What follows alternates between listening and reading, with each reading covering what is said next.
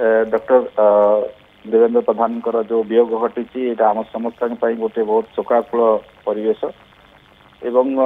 निश्चित भाव सी आम समस्त गोटे कह गले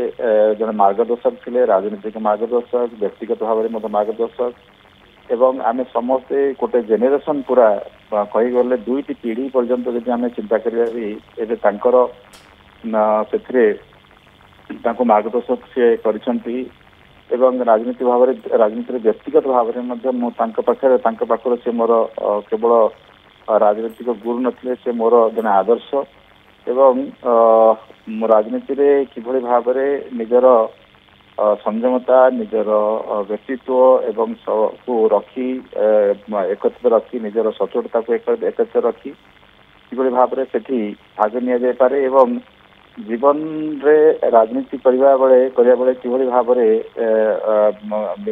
गोटे व्यवहार आचरण में शुद्धता रहा दरकार अनेक जिनस आम शिखीचु एवं प्रकृत में से कह केवल राजनीतिक नथिले से जन व्यक्तिगत आदर्श रे अनुप्राणित होता एवं आम समस्त को आदर्श गोटे उदाहरण होता आर जन व्यक्तित्व एवं तांकर आज वियोग घटी यथा बहुत विश्वासजनक नहले भी किंतु प्रकृतिर नियम ताको हमको ग्रहण करने को ही पड़ुछि बहुत सबुबले जिते सुजोग मिले पाखे जा किसी समय बसी आम कथबार्ता जीवन अनेक अनुभूति अनेक उपदेश आम नौलु आज हे तो से आगामी दिन में से स्वर आमको शुभनी एवं भारतीय जनता पार्टी गोटे बहुत अपूरणीय क्षति तो होती किंतु ओडिशा राजनीति गोटे अपूरणीय क्षति एवं डॉक्टर देवेंद्र प्रधान किभली भाव जड़े सुसंगठक जड़े उच्च कोटीर राजनीतिज्ञ एवं किभली भाव देश समाज प्रति समर्पण गोटे ज्वलंत उदाहरण थे आम सहित सी कटक सम्बलपुर रास्ता कथा कहूँ से सतेज ट्रांसपोर्ट मिनिस्टर थे एग्रीकल्चर स्टेट मिनिस्टर थे ओडिशा रे जो बड़ बड़ प्रकल्प गुड़िक सम्बलपुर कटकर चारिथाकीकरण हो भुवनेश्वर पुरी ये रास्तार जो चारिथाकीकरण हो तो आरंभ करी अनेक गुड़े विमलागढ़ रेलपथर विषय हो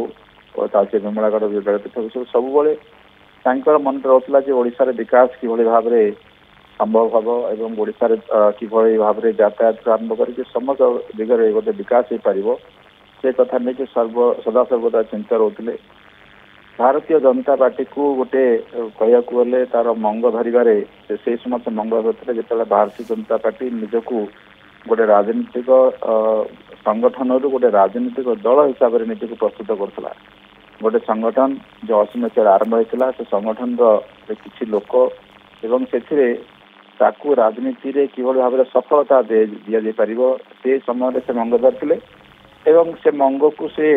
एमती एते कुशली भाव आगे नहीं से नौका को आगे नहीं जहाँफल कि आज भारतीय जनता पार्टी जो सफलता आज हासिल कर